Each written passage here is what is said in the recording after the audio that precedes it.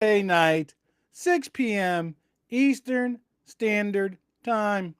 That can only mean live. One thing, live after hours with Chuck Bowser, your favorite RCDD, where I'm going to answer your questions on installation, design, certification, project management, even career path questions. So let's go ahead and do the intros, right? Let's go do the intro music. Welcome to Let's Talk Cabling, your gateway to the world of ICT. Get ready to dive deep into knowledge that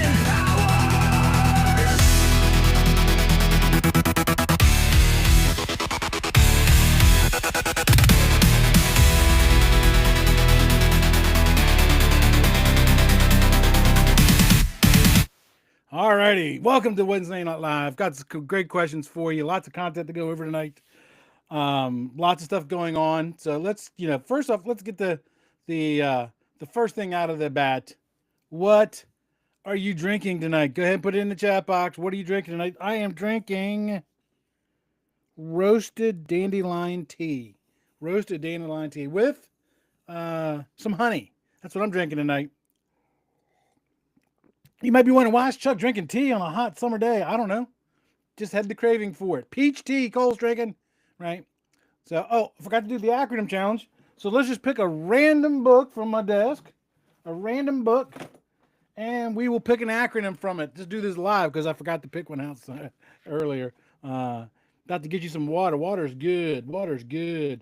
So let's go ahead and pick an acronym. Let's do one. Okay, let's do OSHA. That should be a good easy one. OSHA. OSHA. What does that acronym mean? OSHA. OSHA. Tell me in the chat box, what does that mean? All right, I got 10,000 points to the first person who gets that correct. Oh, let me go ahead and put on my my chat so that way I can see when people are chatting with me. There you go. Nobody wants to even take a guess? Occupational Safety and Health Administration. There you go. That's the government organization that makes sure that we stay safe. We stay safe. Hey, did you catch Monday's show? Did you catch it? I did a show with distribution. I had Anthony Romeo come on. He works for Wise Components, which is a distributor in the Northeast. And we talked about why you should be getting your cable through distribution and not necessarily going to Amazon. Good show. You might want to watch it. I got other shows coming up too. I got one coming up on how to have how to nurture that relationship with your inside salesperson in distribution. And then I also have another show coming on where I talk to Projects 360. Projects 360 is a project management, estimating, customer resource management type of program that was written by somebody who comes from the field, from the low voltage field. So it's designed specifically for us. Specifically for us. Hey, did you know? Did you know the podcast is turning 5 years old in 2 weeks? It's turning 5 years old in 2 weeks. I've got almost 500 videos on YouTube, and I've got 300 audio episodes over that thing. 5 years. Holy Toledo. Let me ask you this. Put your thoughts in the chat box. How should I celebrate it? How should I celebrate that 5 year? Should I do a live show and invite people to come on and talk? Or should I do giveaways? What's your thoughts? What are your thoughts, right? Or do I have any shows based on the TDMM chapters? Having a hard time truly grasping chapter 10. You and a bunch of other people. Chapter 10 is not an easy one by any stretch of imagination. I don't have a specific video on chapter 10 right now, but I'm currently recording videos for each of the chapters for the TDMMs. That's in the progress. And then also, if you joined here before we actually hit live, if you joined us on chat, you're going to be at BICSI in Vegas. BICSI Beyond. Are you going to be at BICSI Beyond in Vegas? Because I'm going to be there. I'm going to be there. And if you're going to be there, then make sure that, let me fix that camera. Holy Toledo. My logo's not in there. Got to have the logo, and it's all about the branding, right? All about the branding. I need to get a new camera. I really do. It's just messing me up big time. So, yeah, I'm going to be there. So, DM me, and maybe we can meet up or something, right? So, that'd be kind of cool. That'd be kind of cool. All right, so let's just get into this. Right, first question. I'm a visual guy, so when I read, I can't see it design it. It's in my head. It's a doozy. Yeah, I get that. Most technicians are like that. That's not unusual. So the first question comes from Digidome, Diga Dome F TikTok, and he says, "I am an electrician trying to get into low voltage work and ran across your channel. What books should I buy first?" An electrician trying to get into low voltage work, what book should I buy first? If you've got suggestions for Digidome, put them in the chat box, put them in the thread here. I got some ideas though. I got some ideas, and no particular order. Well, they are in somewhat of an order. See, there are great electricians out there doing low voltage work. There's also a lot of electricians out there doing horrible, horrible low voltage work. So I do have some references for you. And by the way, pulling communications cable, voice cabling, data cabling, it's not like pulling, it's not like pulling your 12-2 or something like that for like it's totally different. We have to be careful on how hard we pull in the cable, twist rates, bends, all kinds of stuff. But I do have some rates. First one I'm going to refer to you is the FOA reference guide. It's written by Jim Hayes of the Fiber Optic Association. The thing I like about it is it's written in plain English, and it talks about theory for connectors, for splicing, for testing, and for you, Cole, tons of diagrams. And it's going to save you from guessing, with the different types of connectors and loss budgets. So look that up. Another one from the FOA, the FOA reference guide for premise cabling. Again, written by Jim Hayes. Jim Hayes has a lot of knowledge in this industry. I had him on the show once. The interview didn't go very well because we had technology issues and it got kind of really messed up. I would love to have him back on again, but I don't know. I don't know if it's in the books or not. We'll have to see. And the reason you want to read that book, the FOA reference guide to premise cabling, is it talks about copper and fiber cabling all under one roof, right? It talks about category cabling behavior, bend radiuses. A lot of people, well, Chuck, what's the bend radius? Kind of depends on which book you read it out of, right? The most common answer you're going to hear is 4 times the outside diameter of the cable, but there are other recommendations and some of the other best practices, 10 and 20 times the OD. So it kind of really depends. So bend radiuses, pathways. Matter of fact, one of the questions tonight is about pathways. It's about J-hooks or open top carriers, bonding and grounding. Again, low voltage people don't do grounding. We rely on electricians to do that. But that book covers that. Also, look up Cabling, the Complete Guide to Copper and Fiber Optic Networking by Olivero and Woodward. And it does a deep dive in structured cabling best practices. Yes, it's a brick, but there is no fluff in that book, right? And it goes through all the usual stuff. The layout, the pathways, the testing, the labeling, and some real guides. I came across some really cool videos. There's this thing on the internet, and maybe Ed can help you because I can't remember what it's called. But there's this thing on the internet. It's like a time machine. You can go back and look at web pages that were up like 20 years ago that are no longer there. And so somebody posted some videos that was posted by Cable Installation Maintenance Magazine about how to pull cabling. And it's really cool. It's cool stuff. Oh, so getting back to my electrician's answer. So you also you're probably already familiar with the NEC, the National Electrical Code, right? Either the 2020 or the 2023. Hopefully the new 2026 coming along.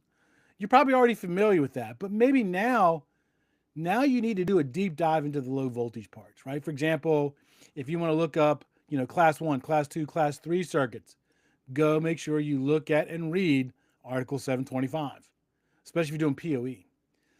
Because when you said low voltage is not just voice and data cabling. It's also fire alarm and security and AV like Cole does and a bunch of other stuff. So if you're not doing fire alarm already, a lot of electricians do fire alarm, but if you're not doing it already, go look at Article 760, right? Also, fault managed power systems, digital electricity, that's Article 726. Make sure you also do a deep dive in Article 770 for fiber optic and all of the articles contained within Chapter 8. Okay, contained within Chapter 8. But just remember, codes are for safety, minimum quality construction, not for performance. So it's a good starting point, but you really want to make sure that you get involved in other manuals too. And there's some BICSI has some really good ones.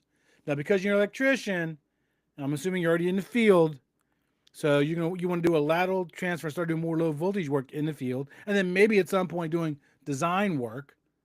So some BICSI manuals that you might want to read. For the first one, the ITSIM manual, the Information Transport Systems Installations Methods manual.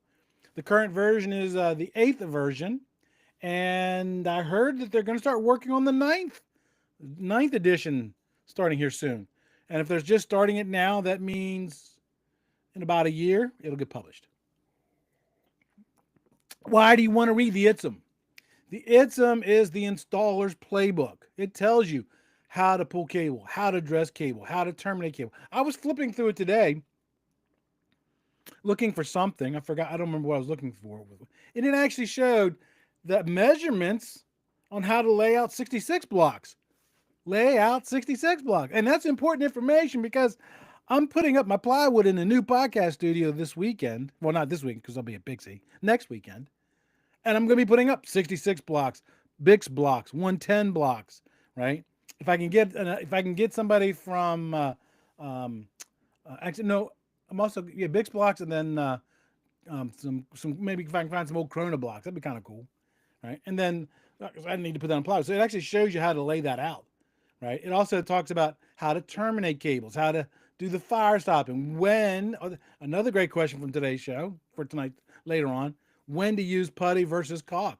That's all addressed in the ITSIM manual, right? Again, going back to the fire alarm thing, NFPA 72, that's going to be the National Fire Alarm and Signaling Code Handbook. It's great for doing fire alarm systems. I don't know much about that book because while I work for companies that have done fire alarm, I've never done it myself, right? But then also, not everybody does just inside plant low voltage. There are people who do outside plant low voltage. Two manuals for you. One, the BICSI Outside Plant Design Reference Manual, the OPSDRM.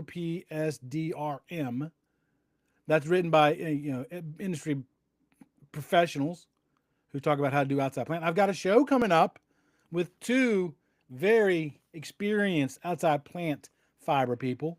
If you have any outside plant questions, not necessarily fiber, but any outside plant questions, make sure you send them to me. So when I do that recording in about a week or so, I can include your questions. That's what people always say. Chuck, how do you do show on cabling? Don't you run out of content? No, I don't.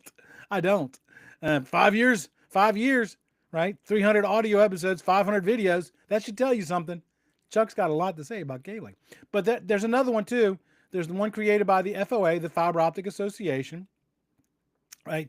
They have their Guide to Outside Plant Fiber Optics, and that talks about trenching and duct and locating splice enclosures, mid-span access and stuff like that. Things that aren't necessarily in the ceiling. And that's kind of the good thing about that one is the BICSI Outside Plant Design Reference Manual is more enterprise type of outside plant, where the FOA Outside Plant Guide, you're going to have maybe stuff in there talking about, outside plant for, cable TV and mid-span access, a bunch of other stuff. So both of them are highly recommended, right? If you think at some point in time you're going to start doing data centers, make sure that you, or maybe doing enterprise work, make sure you look up the BICSI TDMM, the Telecommunications Distributions Methods Manual. Yes, it's expensive. But it's worth it. It's worth it. I've got the last 3 versions of it, right? And it's going to give you a great map for designing pathways, designing spaces, designing bonding and grounding. That's the difference between the TDMM and the ITSIM. The TDMM tells you how to design the work. The ITSIM manual tells you actually how to install the work, okay? So those ones I recommend you get pretty much within the first, I would say 60 days, okay? Within the first 60 days. Cool. I love that. Knowledge isn't cheap. Exactly right. And I've learned that the ANSI TIA booklets are way more expensive than the BICSI prices. They are. If you buy a full set of the ANSI standards, and I've got a set here. Where's my standards? Here they are. If you buy a complete set, not only is it heavy, it's thick. This is all the ANSI telecommunication standards. I want to say I spent about $1,400 on them. Well, I didn't. The podcast did. That's why the podcast needs money, because I do stuff like that. So now, because a lot of people say, well, the standards say, well, have you read the standards? No. Somebody told me. Hold on, I got the standards. Let me look it up. So sometime maybe within the first year, go to Global and purchase the ANSI standards. And there's going to be lots of them. There's going to be the 568.1, which is the commercial cabling building standard, 568.2, which is the premise building standards, 568.3, which is the for copper component standard. You also want to buy the 568 standard, all three of those, the 569 standards for pathways and spaces, 606 for administration, 607 for bonding and grounding. I highly suggest this one. For you as an electrician, because bonding and grounding to us is a little bit more involved. Okay. I'm just going to give you one example. I've said this on many occasions, so it's probably not new to anybody. If you install a ground rod per code, it's got to be 25 ohms or less. If you put it per the standards, it's 10 ohms or less. And the reason for that is because we wanted to protect that very expensive equipment, right? Mind a photocopy and send it to my email. That would be a lot of photocopies. A lot of photocopies, right? And then, there are some other stuff out there as well, too. Matter of fact, a lot of the manufacturers, a lot of them, Corning, Panduit, Leviton, CommScope, a lot of those, and Annixter too, and I think Graybar may do this. They put out little pamphlets, which they boil down all the stuff that's in the standards that helps you do it.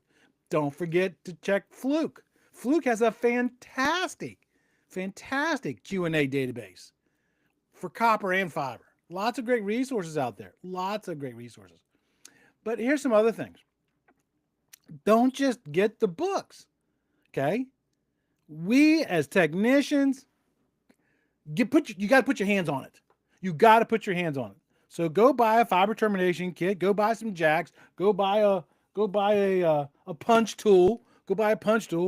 And terminate some jacks while you're watching TV. Kind of get the feel for them. It's a lot better to make a mistake in a practice or classroom environment than in a production environment. Ask me how I know that one. Yeah, right. And then you also have here's a tip for you as well. And I hope I don't offend anybody with this. You got to shift your mindset from being an electrician to being low voltage. You got to shift that mindset, okay? Being in the industry for 40 plus years, I can tell you right now, there's a lot of electricians who look down on low voltage people. Oh, that's that skinny wire. That's sissy wire. Okay. But, and what do I mean by that? The biggest one, I mentioned it just a few minutes ago, codes versus standards versus best practices. Codes versus standards versus best practice. Most electricians, they function in the code area. They don't function in standards or best practices. See, code is just for minimum safety. The standards and the best practices are going to help you make sure that you install that cable the way it's going to perform, and also, the way the manufacturer wants it. Okay, so that's a good one. So next one. This one comes from Cole on TikTok. Wait, but A-card electricians are always calling C-card low voltage prima donnas. Yeah, that's exactly what I was talking about, Ed. So this question came from from Cole on TikTok. And he asked me, what advice do you have for a youngin', 25 years old, a youngin'? I got shirts that are 25 years old. I do. I got a shirt from when I was 18. Doesn't fit me anymore. My wife wears it now. 18, so I'm 60. So that's what? That's an old shirt. So Cole says he's a young at 25 years old with 7 years of ICT field experience. And they're about to test for the RCDD in a month. And they want to gain connections and learn everything they can while also getting into a good company to work for with zero experience as an RCDD? Fantastic question. Fantastic question. Wise components in the house. Wise components. I need to talk to you about the mentoring committee. I forgot to sign those documents, and I want to know if it's too late to do that or not. I don't know why I put it off. I procrastinate. It's one of my downfalls. It is. It truly is. So Cole, congratulations. Actually, Cole's in TikTok tonight. Congratulations on making the decision for studying for your RCDD. I wish I'd done mine earlier. And the fact that you're doing yours with 7 years of experience, which by the way you qualify for. There's three different ways you can qualify, right? You can qualify for 2 years design experience and 2 years education, like maybe like electrical design, something like that. 2 years field experience, or 2 years STEM experience, or military training, or 5 years of design experience. And it sounds to me like you already have all those wrapped up. And I didn't do mine until I had like 20 years experience. So you're already ahead of me. You're already ahead of me. So good for you for doing that, right? So number one, you're probably already doing this. Read through the TDMM. I know you're doing this because you're asking me some questions about chapter 10. I'll put this out there for you, Cole. I think we're already friends on LinkedIn. If we're not, send me a friend request. If you have questions about chapter 10, send them to me and I will help clarify them for you. Okay? I'll do that. Do it for you. Right? So but you need to know that TDMM inside out, forwards and backwards. So, a lot of technicians are going to tell you, but Chuck, most of the chapters on project management and execution. Okay, okay, but don't rule out the other. See, don't fall into the trap that you want to study to pass the test. You want to study so you can be the best RCDD out there. So you can be a competent RCDD. Don't just study to pass the test. That's the biggest flaw. And I see this happen every study group that I do. Every study group. So for example, when I do my study groups, they usually start off with about 20, 25 students. Okay? 20, 25 students. And by the end of the program, I'm usually down to about 7 to 8 students, because a lot of them realize there's a lot of information in there, a lot of information. So, and you said within a month. So I don't know if it's 1 day or 30 days. Create a study group. You don't have to. You can create your own. And if you want to create your own study group and you want help to find people for it, again, DM me. I'll put out the messages to my 17,000 followers and say, hey, look, I got somebody who wants to create a study group for fellow RCDs, because people try, and I'll help you get that lined up. Right. And also, don't be afraid. I've already offered you my services on LinkedIn, but don't be afraid to go to LinkedIn and leverage other RCDDs. There are people out there who, if you ask them, they're willing to help you. Get on to LinkedIn, type in RCDD, and go find one, and especially one that's in an area that you really want to work in, right? So, for example, like AV or something, then reach them out and say, hey, look, I'm studying from RCD, and I was wondering maybe if I can bounce some questions off you about, AV. The vast majority of people on LinkedIn are going to say yes. The vast majority. And then also, attend. So BICSI has different regions, right? You get the Southeast region, the Northeast region, and a bunch of other regions. And each one of those regions, like once a year, twice a year sometimes, they will do these events. And so they'll bring people in and they'll do these things, and go there and learn stuff. Go there and meet people. And again, maybe even ask to help volunteer, set up stuff like that. That's hard. I looked at the BICSI registry and not a single person has an RCDD in my state, North Dakota. Okay, here, Cole. Here's what I'm going to do for you, Cole. Tell me yes or no. Are we friends on LinkedIn now? Yes or no? Are we friends on LinkedIn now? Because here's what I'm going to do. If you are on LinkedIn, I'm going to go to LinkedIn right after this live stream, and I'm going to put out a message. I'm going to say, hey, I am looking for some RCDDs in North Dakota to help mentor a friend of mine. and let's see if we can't find you somebody. I've done that in the past for other people, and I found them people. So let me know. Let me know that, right? So now let's talk about, you said about finding the right company with zero experience as an RCDD. Do not forget about the 7 years of field experience. Okay? That is a value. That is a value. There's a lot of companies out there that hire RCDDs who they basically just are college students, and there's nothing wrong with college students. They're college students and they're good at taking reading material and passing tests, and then they become an RCDD. I'm telling you right now, if you go in with 7 years field experience, there's a lot of companies out there that's going to help you with that. Wise Component says, yes, the BICSI mentorship program, absolutely. But I don't think they're accepting applications right now, though, if I remember right. I think we're in a midstream, are we not? But yes, BICSI mentorship is a great program. Absolutely great program, right? So yeah, don't forget about that field experience. Okay. That's going to give you, if I'm doing a project and I've got 2 RCDDs and one of them has 7 years field experience and 6 months RCDD experience, and the other RCDD has, um, 5 or 6 years RCDD experience, but no field experience. Do you know who I'm going to pick? I'm going to pick the person with field experience. And you know why? Because the person with the field experience knows both sides of that equation. They have done the work, and now they've just went through the program, and now they know the correct way or the better way to do it. So there you go. I thought saying the word engineer with an RCD is a no-no. Daryl, the RCDD. Yeah, that's yeah, you do got to be careful with that word engineer in contractual documents. In contractual documents, you got to be careful with that word engineer. But a lot of times we will call people field engineers, computer engineers. But when you get in contractual documents, there's a specific requirement for somebody to actually be considered a engineer, right? So there you go. So yeah, so don't be afraid to do that. You don't be afraid of your 7 years experience, and then start picking out companies, potential companies that you might want to work for, and they may not necessarily be in North Dakota. There's a lot of remote opportunities as project managers, as designers, as estimators, as quality.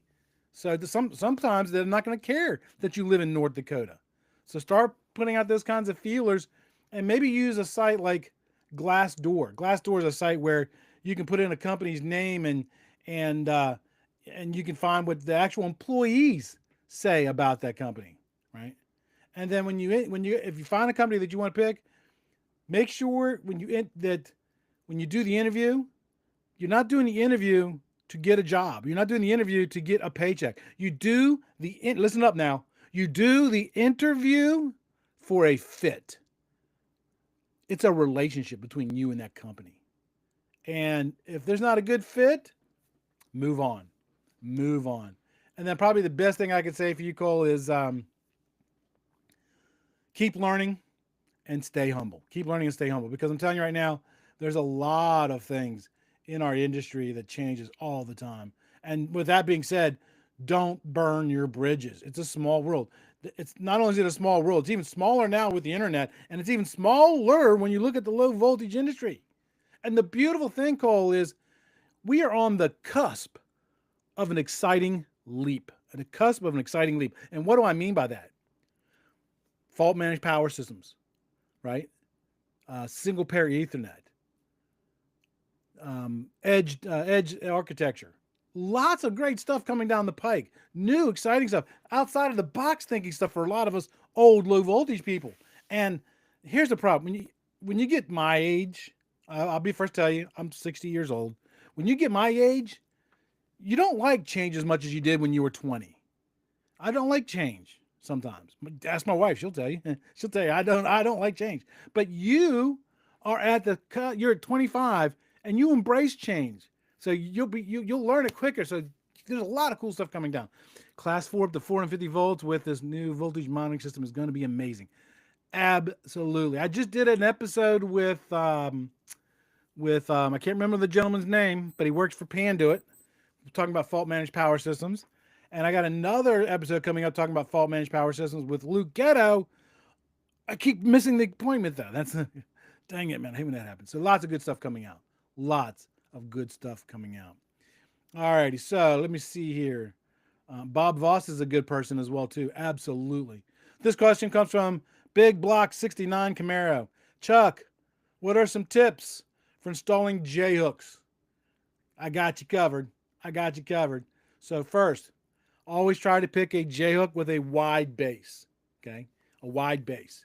Now they do make like the bridle rings with the plastic inserts, but they're wider than the metal ring, but they're still not that wide. You want a broad base because what happens is there's another rule.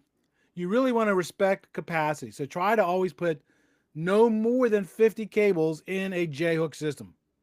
I know they make J hooks that can handle more than 50, but the problem is when you put them, if you put 50 or more, the weight of all that bundle crushes the ones on the bottom, and that changes the performance of the cable, right? So try to stay away from those. And then, I, yes, try to stay less than 50, but I'm telling you right now, don't go exactly up to 50.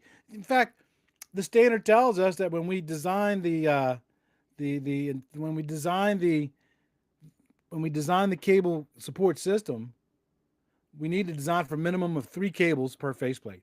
But the actual install design tells us only 2 cables per. So you got a 30% growth. So never fill the J hooks to 50 cables.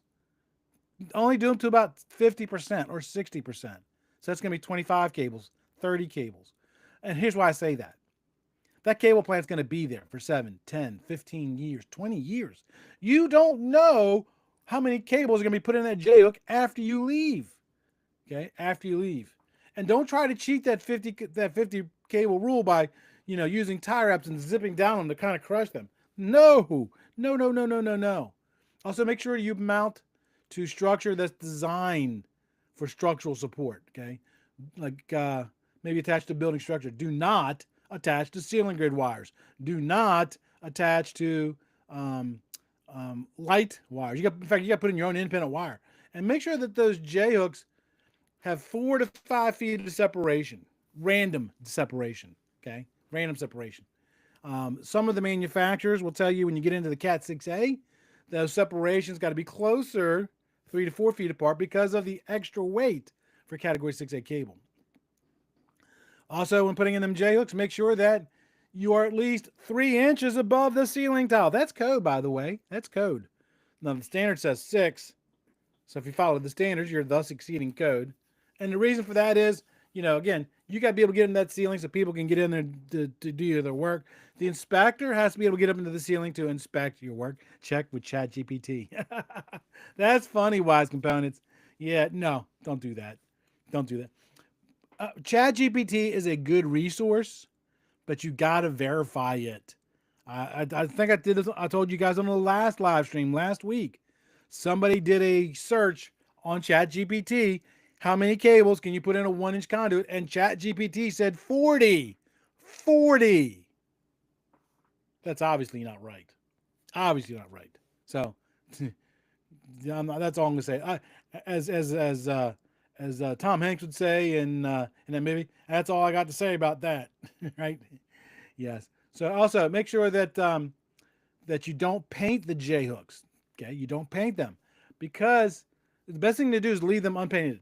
Because number one, paint coatings can change the surface friction as you're pulling the cable through, and it might change the listing of the component.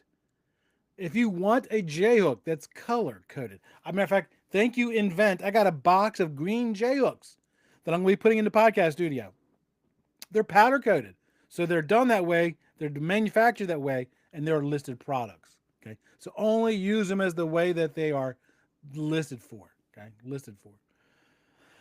Upgrade from battle rings, blah, blah, blah, blah, blah. Yeah. It's exactly good to go. So any other questions? Muhammad Ibram. Yes, that's exactly Tim. Thank you, Tim. That's exactly who that was. It was Muhammad. Yes. I don't know why I got a bad thing about remembering people's names. I truly do. I truly do. All righty. It is 6:35. I went 5 minutes past my time. I do have some other questions. Is it a rule that all class 4 components need to be an assembly from a cable end to end? I don't know the answer to that one, Cole. I'm going to write that one down and do some research on that one for you. In fact, let's do this. I'll take a picture of that. I will find that out for you, Cole, and I'll answer that as in next week's uh in next week's after hours. Okay, save that there. As a technician in the field, I have an idea that I want to get patterns. I would love to partner patents. Do you mean patents? If you mean patents, DM me. Let me know. I'll see if I can find somebody for you. So, all right, everybody, my 30 minutes is up. Until next time, remember, knowledge is power. Okay.